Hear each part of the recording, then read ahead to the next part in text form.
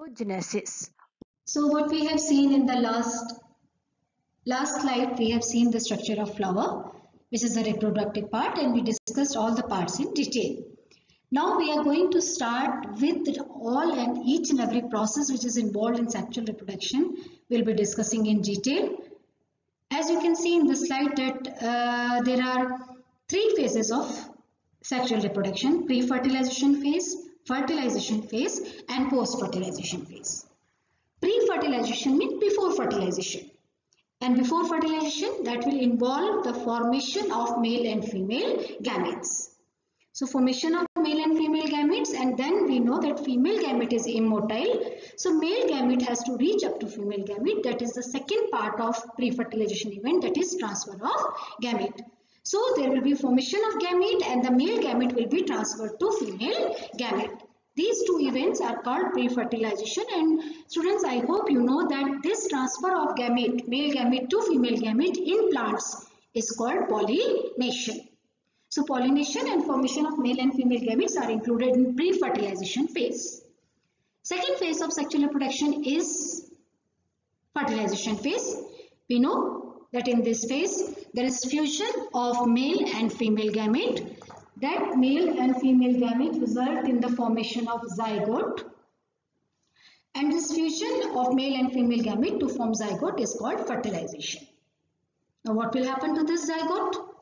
Of course, it has to undergo changes, and these changes are included in which phase of sexual reproduction?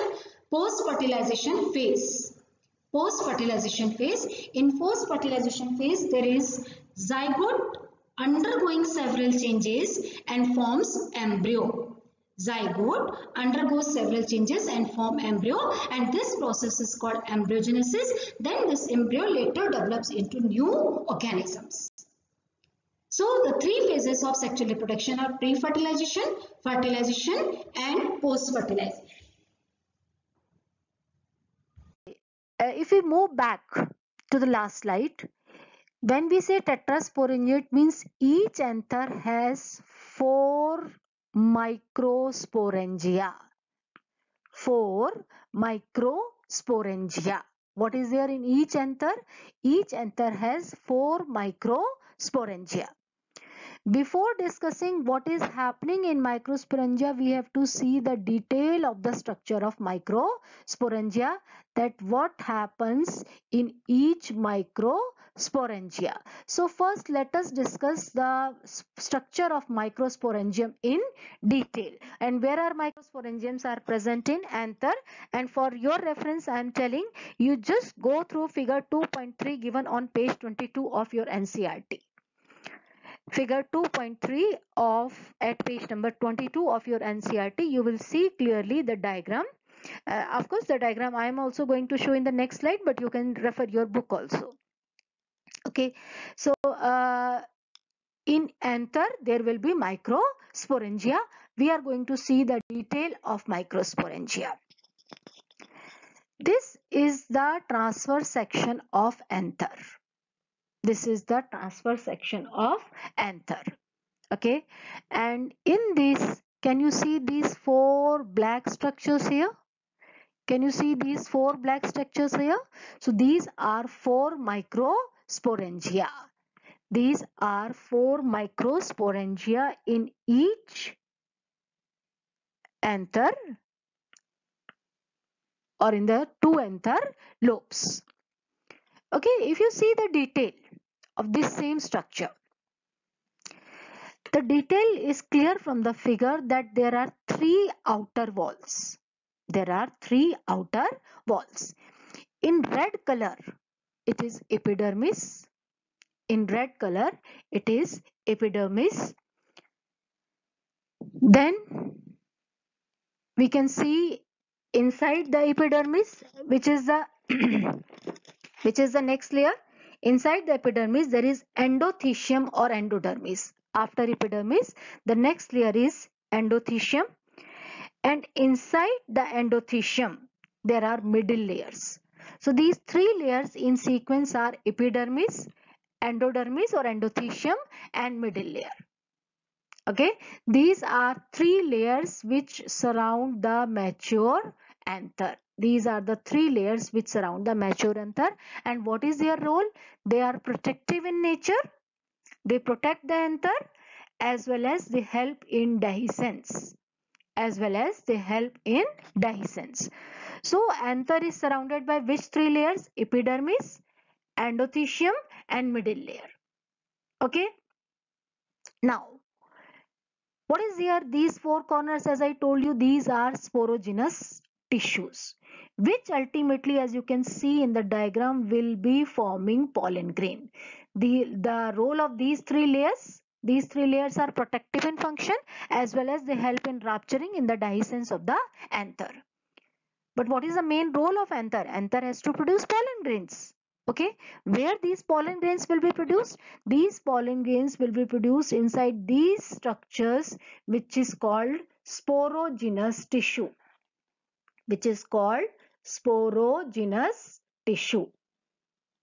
Okay, inside this sporogenous tissue, what will be produced?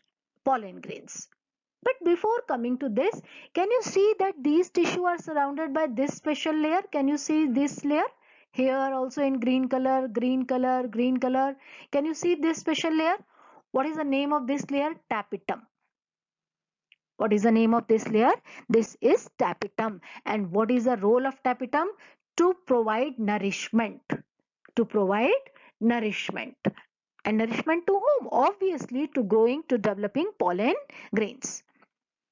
Okay, so once again I am discussing this. This is the structure of anther.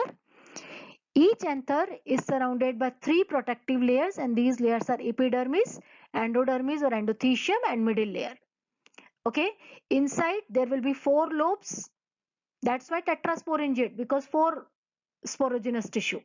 Okay, inside each of these lobe, these yellow color structures are pollen grains, but they are produced by sporogenous tissue. So where is sporogenous tissue? In this black circle there will be sporogenous tissue. This sporogenous tissue, black sporogenous tissue, is covered by green color layer, which is called tapetum, providing nourishment to the pollen grains which have been produced inside the sporogenous tissue. Okay, now the question is how these pollen grains are produced inside the sporogenous tissue. How these pollen grains are produced inside the sporogenous tissue, and this process is called microsporogenesis and microgametogenesis. Let us now see this process in detail. Okay, this is the same thing. Epidermis, endothelium and middle layer. These are the three outer layer performing the function of protection and helping in dehiscence.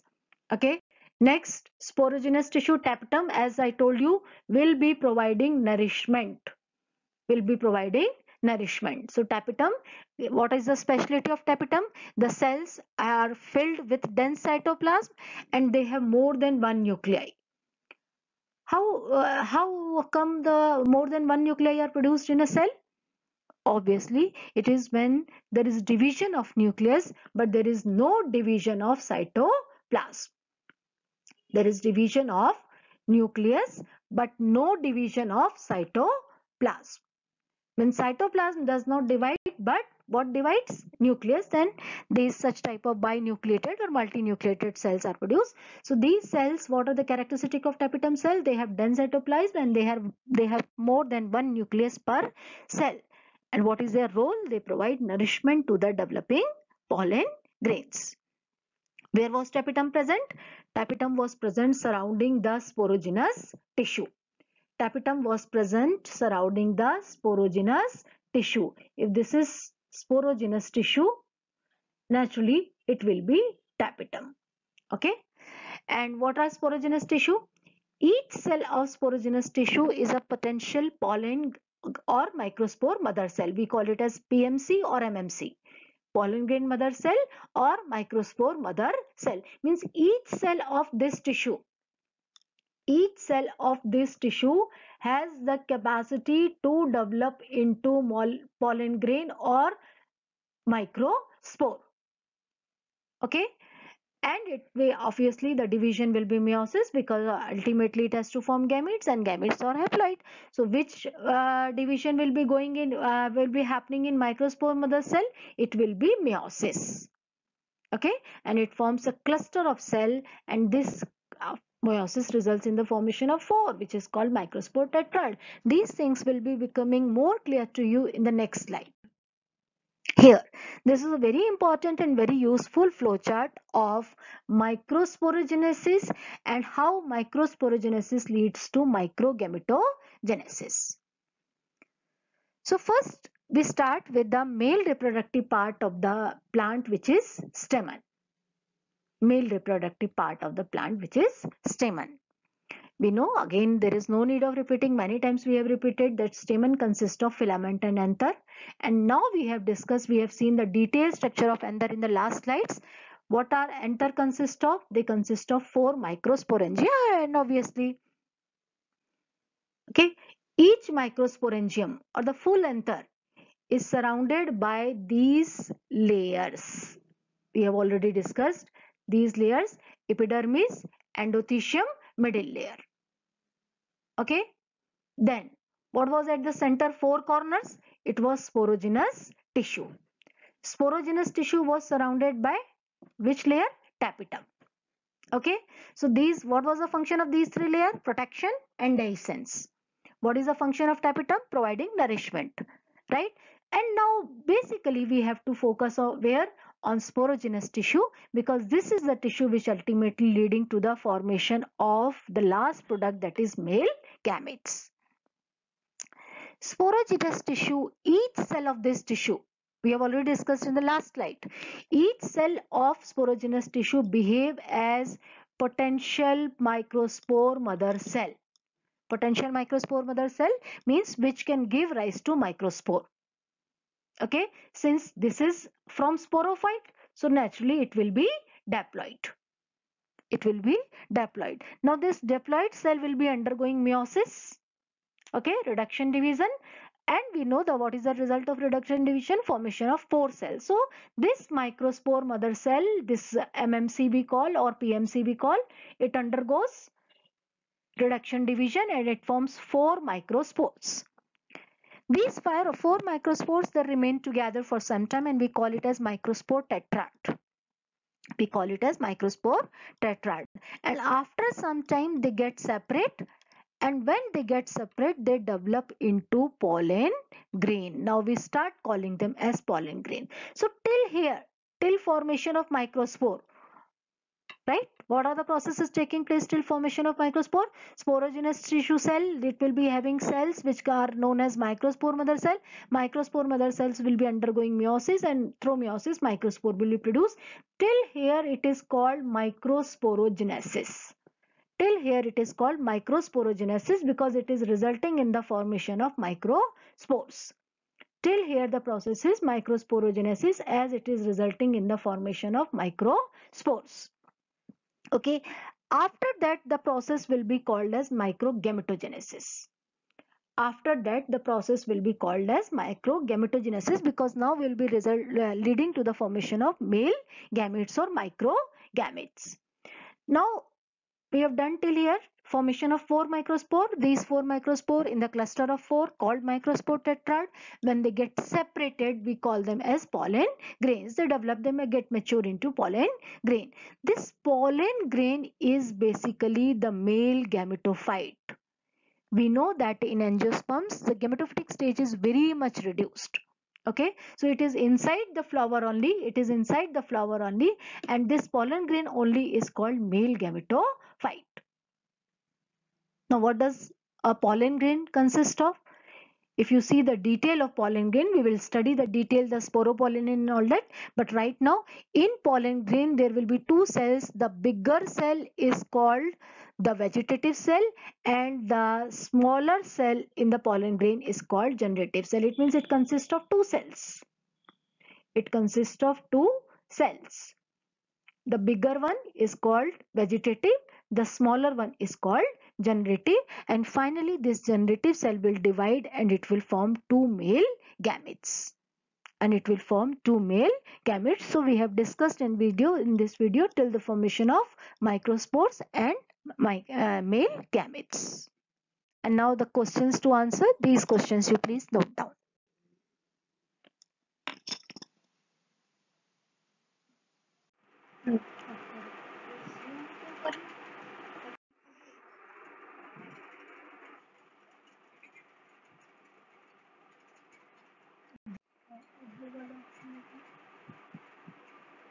Next.